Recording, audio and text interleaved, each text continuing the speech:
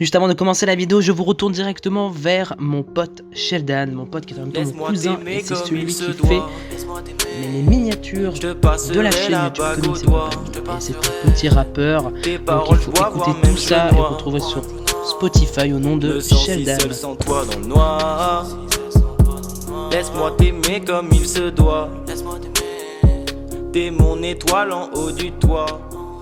Bonjour à toutes et à tous et bienvenue sur Comics et compagnie. Aujourd'hui on se retrouve pour le 4e épisode de Les abonnés ont la parole. Oui, je suis dans mon lit parce que je fais le montage dans mon lit et la vidéo je la tourne en même temps que je fais le montage, donc voilà pourquoi.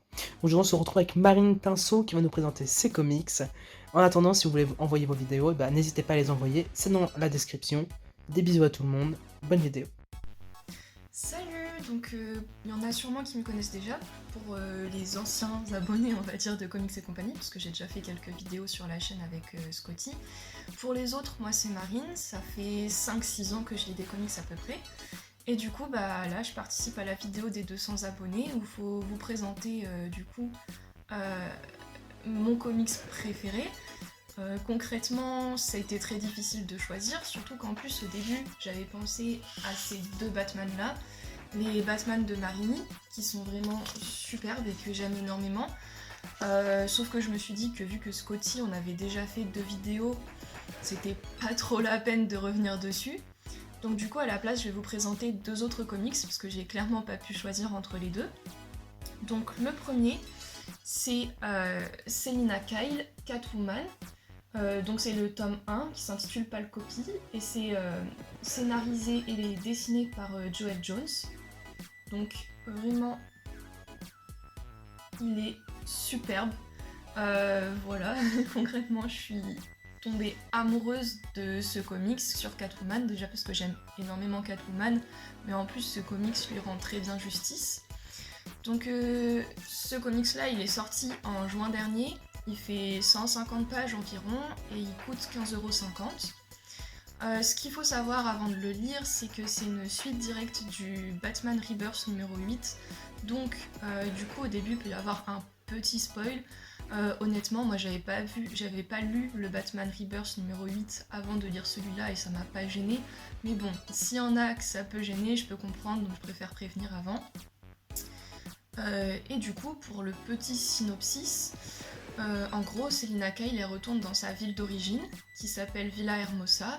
Elle y retourne pour des affaires personnelles, etc. Sauf qu'elle se rend compte qu'il y a des copycats, du coup, qui ternissent son nom. Donc elle va enquêter dessus, et ça va l'amener sur une plus grosse affaire. Et du coup, elle va rencontrer de nouveaux méchants. Voilà, je vais pas en dire plus pour pas vous spoiler. Je vais aussi vous montrer, du coup... quelques planches parce que vraiment ce comics est très très beau. J'espère que vous verrez bien malgré les reflets. Voilà. Et honnêtement, moi j'aime énormément lire des comics qui sont beaux visuellement et avec une bonne histoire. Et là, j'ai pas été déçue du tout. En plus, on se rend compte que malgré tous ses problèmes personnels, Selina arrive quand même à tenir son rôle, on va dire, et c'est vraiment extrêmement inspirant, aussi en tant que femme. Donc voilà, c'était pour le premier comics. Et ah oui, à savoir aussi, il y a un tome 2 qui devait sortir en mai normalement, mais du coup avec le Covid-19, je pense que ce sera décalé. On va pas se mentir. Mais voilà, du coup, il y a un tome 2, il y a une suite qui est prévue. Et du coup, maintenant, pour le deuxième comics que je vais vous présenter, j'ai décidé de parler de The Weeknd plus The Divine, de Glénat Comics, enfin aux éditions Glénat Comics. Et en gros, c'est de Gillen McKelvey, Wilson et Coles. Je les ai eus à Noël, c'est mes parents qui me les ont offerts et vraiment, waouh, j'ai pas les mots. Concrètement, ces comics parce qu'il y a 7 tomes pour le moment. Il y a un 8e qui devrait sortir sous peu, enfin en tout cas il est en préparation. Juste j'ai pas les mots. Au niveau de l'histoire, globalement, tous les 90 ans, il y a 12 dieux qui vont se réincarner dans des corps de jeunes ados, jeunes adultes. Voilà, ils ont à chaque fois environ 2 ans à vivre.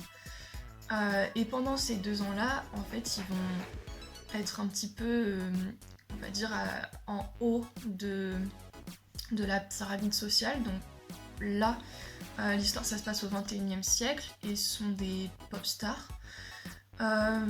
C'est vraiment assez déroutant au début à lire parce que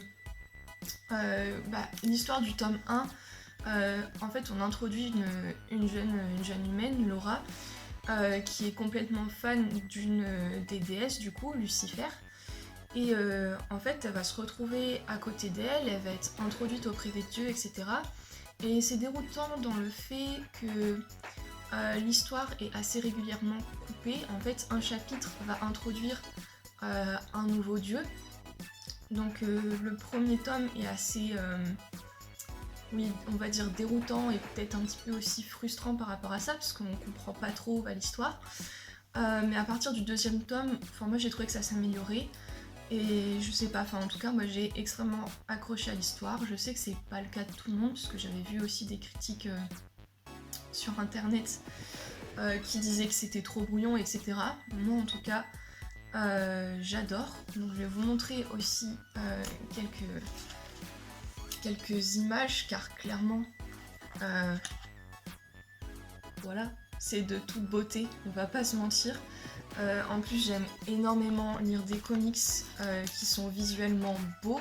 C'est aussi pour ça que j'ai commencé à lire des comics, du coup vraiment ça fait extrêmement plaisir.